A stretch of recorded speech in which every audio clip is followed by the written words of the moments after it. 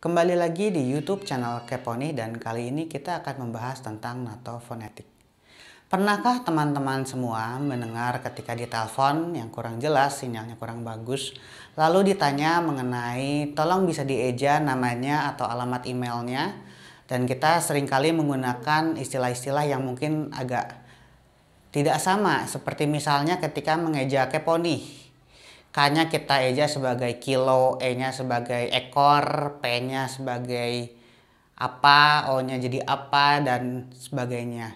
Nah, ternyata ada cara yang sudah terstandarisasi secara internasional dan digunakan di berbagai instansi, seperti misalnya oleh militer, lalu juga digunakan oleh penerbangan, oleh pilot untuk berkomunikasi dengan sesama pilot dan juga untuk berkomunikasi dengan ATC.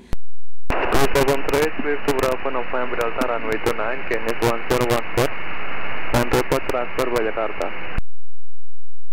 Bandung, Assalamualaikum, Ujung Wangi, Bagian Airman 73, climbing 11,500. Figure 173, climb to 11,500, report reaching.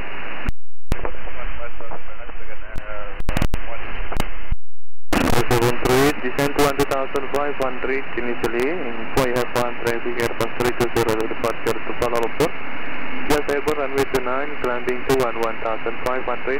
Report for Bravo November Delta, maintaining 12,500. Bandung, selamat malam, nomor 376, clear by. Dan juga digunakan oleh radio amatir seluruh dunia. Delta Whiskey 2 Juliet Tango Tango. Oke, Delta Whiskey 2 Juliet Tango Tango.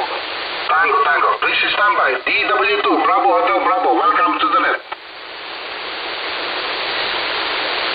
Okay, the station Delta Whiskey 2 Bravo Hotel Bravo, welcome to the net. Bravo Oscar Bravo. Okay, Bravo Oscar Bravo, welcome to the net.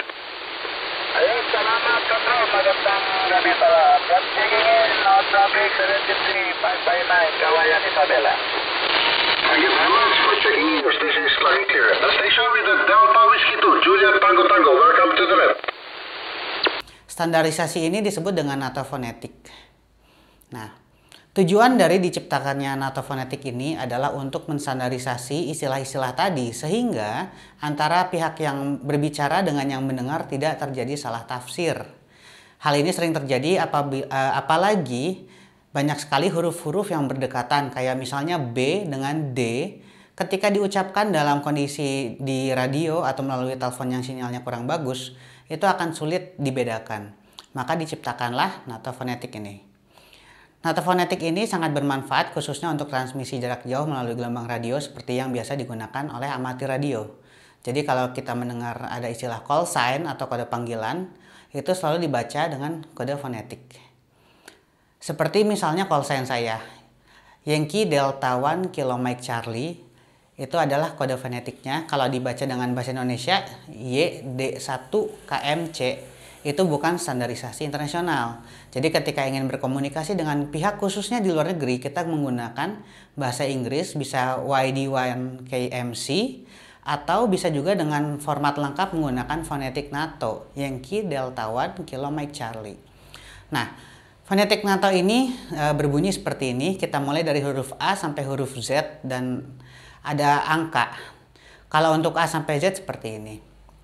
Alpha, Bravo, Charlie, Delta, Echo, Foxtrot, Golf, Hotel, India, Juliet, Kilo, 5, Mike, November, Oscar, Papa, Quebec, Romeo, Sierra, Tango, Uniform, Victor, Whiskey, X-Ray, Yankee, Zulu.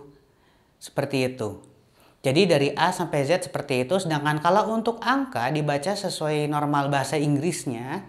Tetapi dengan pengecualian angka 9 atau 9 itu seringkali ditambahkan di belakangnya. Khususnya di kalangan penerbang atau di kalangan pilot. Jadi kalau membaca 9 jadinya niner. Jadi 1, 2, 3, 4, 5, 6, 7, 8, niner, 10. Seperti itu. Mungkin akan ada sedikit variasi atau perbedaan di antara satu standar dengan yang lain, apalagi dengan kebiasaan yang berbeda. Dan ada tempat-tempat tertentu yang membutuhkan kode ini sedikit dirubah. Seperti misalnya di Amerika Serikat, di airport-airport itu D itu biasanya diganti bukan Delta, tapi menjadi istilah yang lain.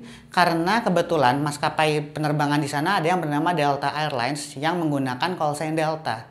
Jadi kalau misalnya phoneticsnya Delta dan kode airlinesnya Delta, pasti akan menimbulkan kebingungan dan rancu. Begitu juga di Indonesia atau di Malaysia, terkadang 5 untuk huruf L itu diganti dengan sesuatu yang lain karena kita mengetahui 5 adalah angka. Tapi tidak selalu seperti itu kasusnya. Jadi terkadang kalau orang yang sudah terbiasa pasti tahu 5 itu merujuk ke huruf L, apalagi dengan konteks yang lengkap. Seperti itu. Oke, kurang lebih seperti itu kode phonetics untuk kita ketahui bersama. Seperti misalnya digunakan untuk mengeja. Kalau kita misalnya mengeja Keponi, berarti Kilo, Echo, Papa, Oscar, November, India, Hotel. Seperti itu, sangat mudah dan ini sangat mudah dihafal. Sering berlatih nanti lama-lama akan hafal sendiri dan ini akan sangat membantu khususnya ketika melakukan komunikasi melalui jalur komunikasi yang tidak begitu reliable.